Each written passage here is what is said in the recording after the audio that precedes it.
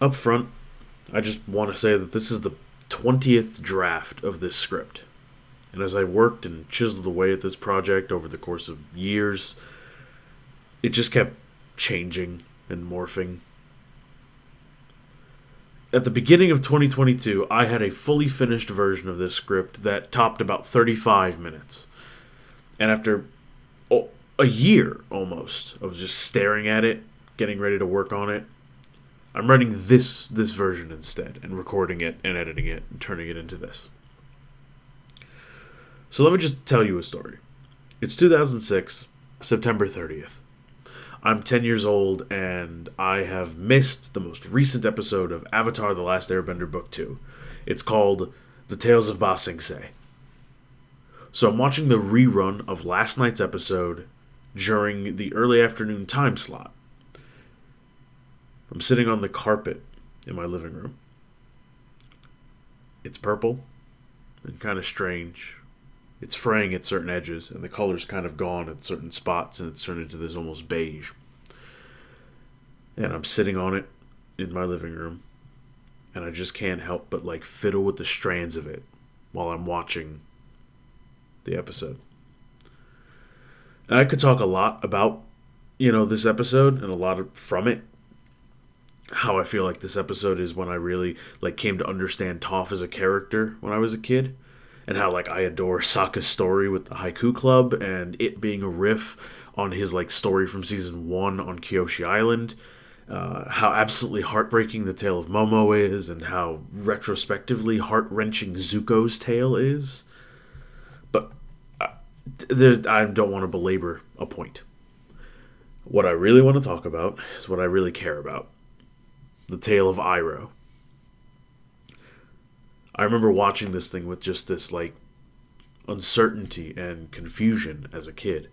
I didn't fully get it. But I understood it enough. As Iroh lights his incense and cries to his song about the little soldier boy, I was able to capture that sense of loss, of missing someone. And at the time, I didn't know what the word grief was. So as the tale ended, I was left in this weird state. I wasn't sure what I had just watched. I wasn't sure what I was supposed to take away from it. And in the days that followed, as I thought about that piece, that episode, I think what I took from it was that grief isn't like a mutually exclusive feeling. Anyone can suffer from it. It can hold on to you no matter how old you get. And, as a kid, that made sense. My frame of reference was my grandfather, who would talk at length about his brothers that he missed, and my grandmother, who would talk about her parents. It made sense to me. And I thought that was it, that was all. Just a little story about how grief, doesn't leave you just because you get old. But in that moment, right when I was watching it, not the days that followed, but right there, I remember my grandpa walking into the room and asking me, "Why the long face? Are you a horse?" And I answered him by just saying, "I'm just thinking."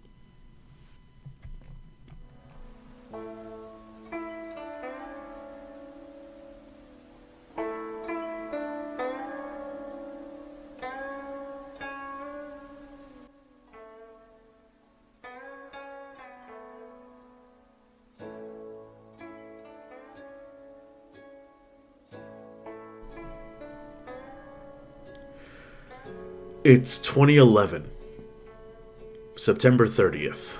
I'm 15. I am a full month into my sophomore year. And the last month or so has been just a complete blur. I'm walking back into an empty apartment. The rest of my family isn't home yet. And it just occurs to me suddenly that I had not retained any memories of the last month or so. I remember being alive for those months, surely, but, nothing about them. I had just been on autopilot for the last 45 days. In mid August of 2011, my grandmother had passed away from some kind of cancer. It appeared abruptly, and her decline was slow until it was rapid. She had started to get very sick around May, right at the very end of my freshman year in high school. She was in and out of the hospital a few times. I spent July in the house with her as her primary caretaker, basically. I'd switch shifts with her sister, my aunt. Uh, she had gone into the hospital one day. The next day, we went to check on her. She was happy. She was in high spirits. She was mostly annoyed, like with the bed, with the doctors, with the oxygen tubes in her nose, and the shitty food. And the last words I ever said to her was, "Love you, Ma. See you tomorrow." She died in the middle of the night. Later, a couple hours. My grandpa had gotten sick towards the end of 2010 and went into the hospital in January of 2011, 7 months earlier. I visited him twice that week when he went in January, amidst midterm exams for my freshman year. He loved to make jokes. He'd always loved to just constantly make jokes, always making these attempts at comedy. It was all shitty dad jokes that he just couldn't let go of, and he'd make the same ones over and over again. Um,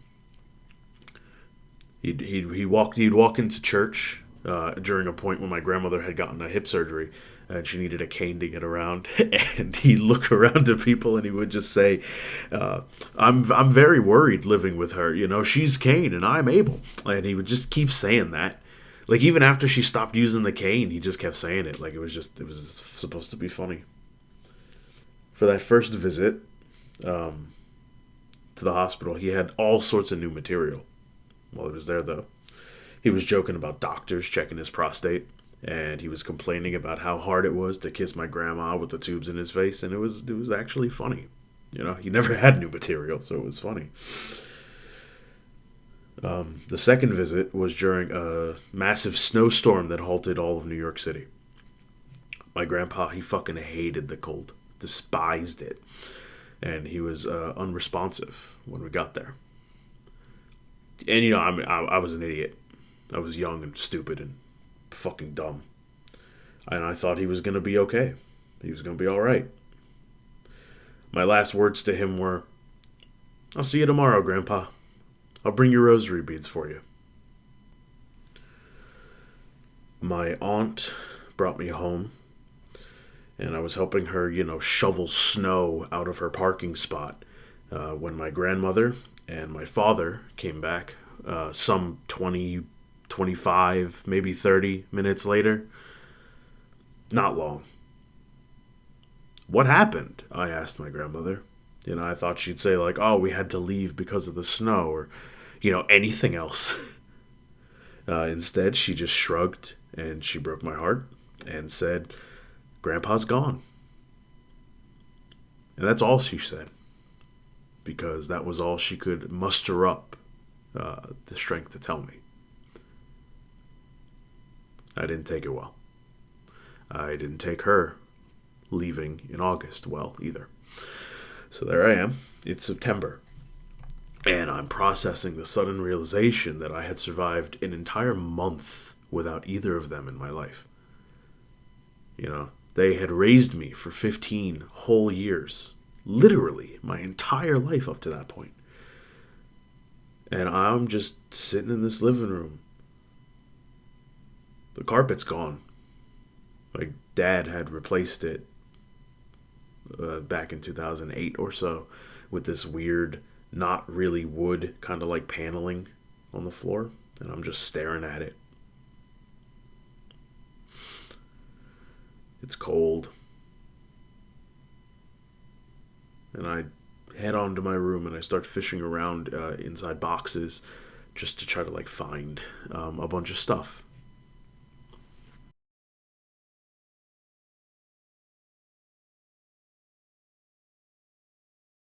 Hi. Sorry if I sound a little sick recording this one. It took me a while to actually get to this segment because I was sick for a while. Um, So I go searching around a bunch of boxes in my room back in September 2011, and there's two things that I end up grabbing. First, a little fun is a little troll doll. Oop. She doesn't like to stand on her own very well. She's always trying to fall forward. This belonged to my grandmother. I think my dad or my grandfather. I don't actually. Maybe both of them, even. I think they got it for her as like a joke gift, but she kept it. She always had it, nearby. Kept it on like a bureau, um, or like on her nightstand occasionally. It moved around a lot. And also this little pin, if you can see it, says "Mom" on it. It was in there too. She kept it. She didn't wear it very often. I know Dad got that for her, but she didn't wear it really because she never had really any outfits that made sense to wear the pin. She was not a big pin person, unlike me. Um, and yeah, I decided to grab it and hold on to it. And you know, I don't really know why. I just kind of kept it around. I thought it'd be something. I didn't have a lot when they died. Not a lot of stuff that I could have that they like left behind to remember them by. And I took what I could get. I also have a couple of books that belong to them. I don't know if they ever read a couple VHS tapes that are like documentaries that they liked. But, this was something I saw, all the time. This was something that was important to me because my grandmother always had it and I cared about it. And I wanted to hold on to it, so I kept it with, all the other stuff from when I was a kid, all my other stuffed animal things. Um, but there was another thing I grabbed. My grandfather, before he passed, before he went to the hospital, more specifically, he gave me this. This is a pack of Lucky Strikes. My grandfather, smoking he thought was what actually gave him the cancer that ended up killing him. I don't actually think it was in the end. Funny enough, I think it ended up being like a stomach thing or something. But one day he crushed up the last of his cigarettes, asked me to throw them away, and put this pack down on the table and said, "This is the last pack of cigarettes I'm ever smoking." Every day, around the same time, my grandmother and grandfather, usually my grandfather, would ask me to go into their room, go into their little nightstand and open up the drawer and get them another pack. So it's a memory that I have very strongly of my grandparents, is them asking me for cigarettes. They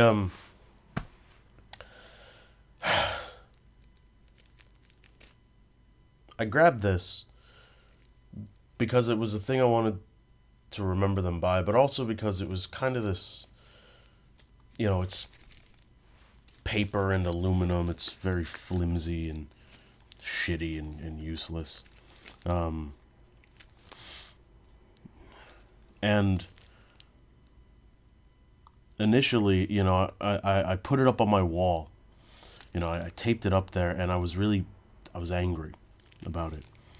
And if you really look, you can actually see there's a bunch of stab wounds in this pack of cigarettes.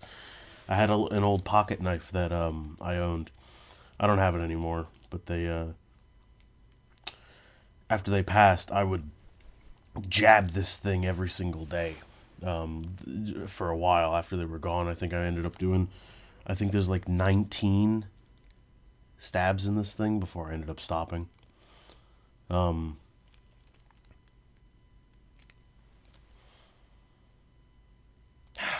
I don't know. It was useless and it was kind of worthless at the time, but the idea of it was that I.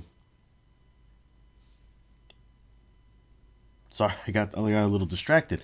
If you actually look, you can still see there's some like tobacco kind of in it still. If you look, I don't know if there's a good angle I can get it, but I made a promise when I was younger that once I had finally moved on from them being gone, when I was finally done, and I didn't feel sad about it anymore, that I didn't miss them anymore, at least I didn't miss them as much, I was going to get rid of this thing. I was going to destroy it, was what I always promised myself, what I told myself when I was, freshly a teenager and stupid. I said, I'm going to cut it in half with a pair of scissors and throw it in the garbage. Once I finally move on. And at the time of this recording, like recording this video segment that you're watching right now, it has just passed their 11th anniversary of being gone. So that's 12 years. And I still have it. I haven't gotten rid of it.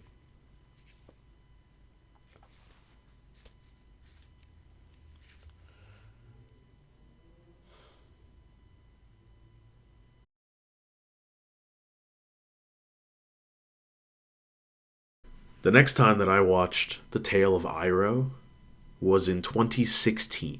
I'm halfway through college, and I've decided I wanted to rewatch Avatar The Last Airbender because it's been a decade. And I'm alone in the house, and I'm just watching the show. And I am just fucking crying, bawling my eyes out. And this time I'm just confused. I'm so confused. I don't understand why this little 5-minute segment of the show is doing this to me.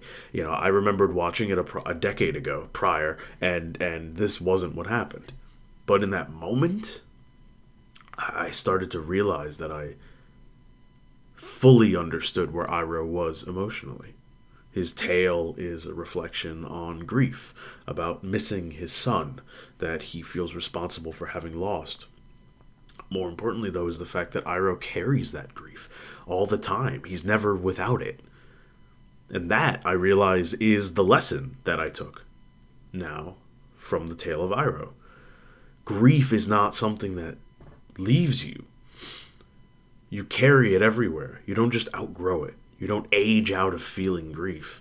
The strength and intensity of that loss, it might, fade with time, but it never escapes your grip. It's always there. It's guiding you, pushing you, making you miss what you don't have anymore. And you can't get rid of it. In the original version of the script, I sort of linger around this point. I talk about it more, how it feels, and just kind of wind sort of circles around it until I make it to my conclusion. And that's not here anymore. We have new horizons to explore, if you will. I want to talk about a man named Tony. So in my high school, I had a mentor figure. He was a Christian brother who didn't give a shit about your gender, your sexuality, your religion, nothing at all. All he cared about was whether or not you were a decent human being who cared about others or wanted to care about others. And he reminded me a lot of my grandparents because he taught the same values that they taught me. And I just want to say, he'll hate me for calling him Tony, but I will continue to do so for both my privacy and the privacy of him and his family. And I want him to know I'm very sorry for that.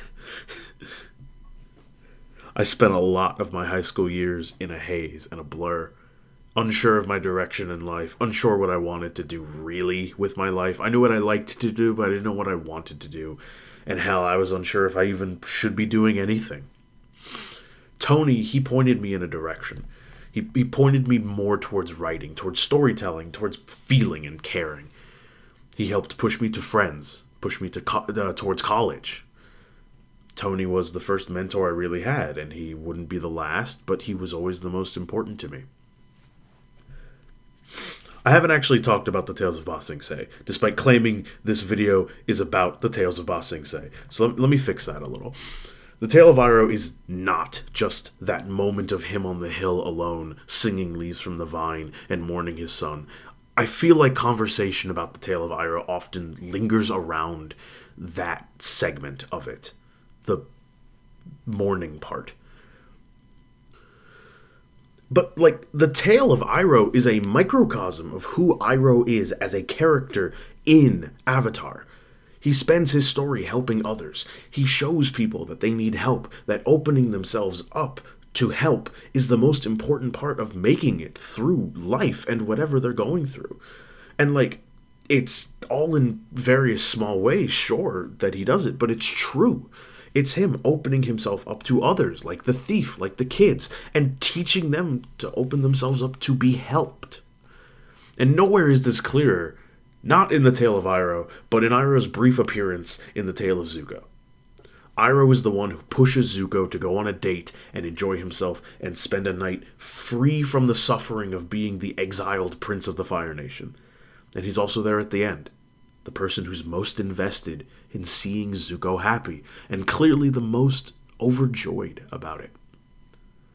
Iroh spends the entirety of the show trying to help Zuko grieve properly for a life full of turtle ducks that he can never get back. That is who Iroh is. That is what he does. I mentioned Tony because it's his fault that this video looks like this now. While watching the Tales of Ba Sing Se again, in preparation to edit the version of the script I talked about at the beginning, I remembered one of the things that Tony would say often as he could. In his deep, booming voice, he'd say, "Friends divide our grief and multiply our joy." Friends divide our grief and multiply our joy. That's what the Tale of Iroh teaches me. We have to open ourselves up to others. We need to let people in, let people help, and help them in return. And Tony would also say this: we read good literature to learn about life. Now, he didn't just mean books. He meant that we watch movies, listen to music, read books, obviously, and however else we absorb stories into ourselves. And then we read into those stories. We learn about life from them. The original version of this script talked a lot more about the Tales of Ba Sing Se than I have so far here. But you don't need me to tell you about it. What I think is so incredible about lessons animation taught us, from FilmJoy's original video to the plethora of follow-ups that other creators have made, is that it's all us talking about what we learned from reading this good literature. Because that's what matters. It's how much there is to learn from it. If there's any lesson I'd like to present to the ether of lessons from everyone else that has done something with this series, it's this: your life is going to change.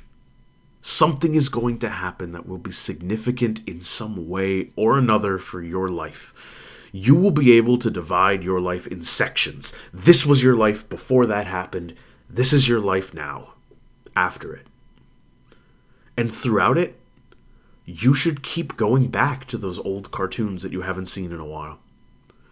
Keep your mind open. Let new lessons come with it. Because they will. Art is not static. It will always change. Nobody reads art the same way as another person, and that includes who you are now versus who you were before. Let art change with you. And alongside that, everything else that Iroh taught me too. You never know what kind of things people are carrying, no matter how old or young. Grief is hard, and you never outgrow it.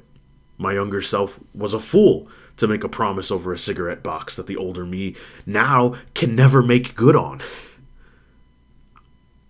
And lastly, to let yourself love people and to let people love you. Let your friends divide your grief. Let your friends multiply your joy. It is 2022 now at the time of writing this script.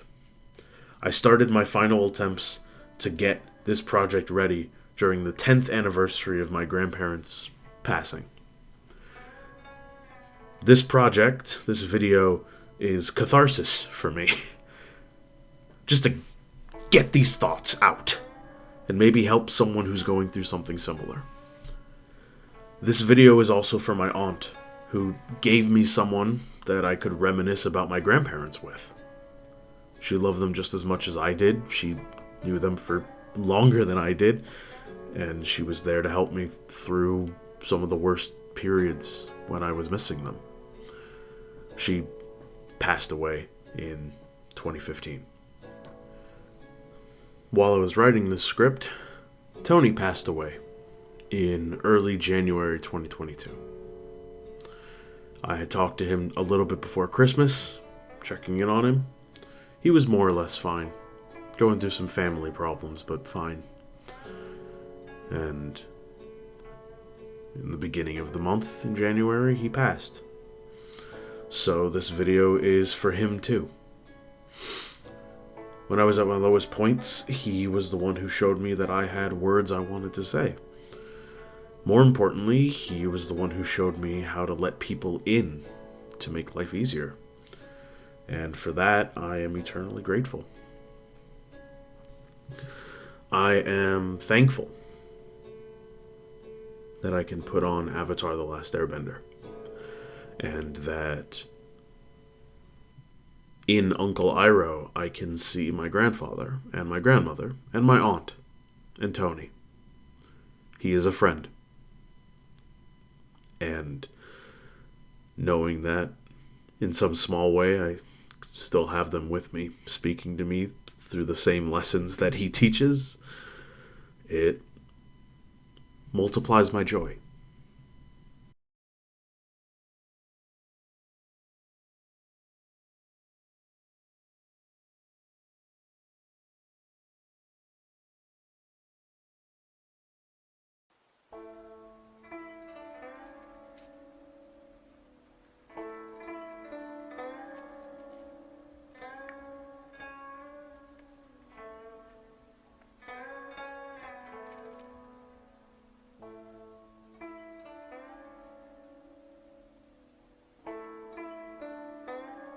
Leaves from the vine, falling so slow, like fragile tiny shells, drifting in the foam. Little soldier boy comes marching home. Brave soldier boy comes marching home.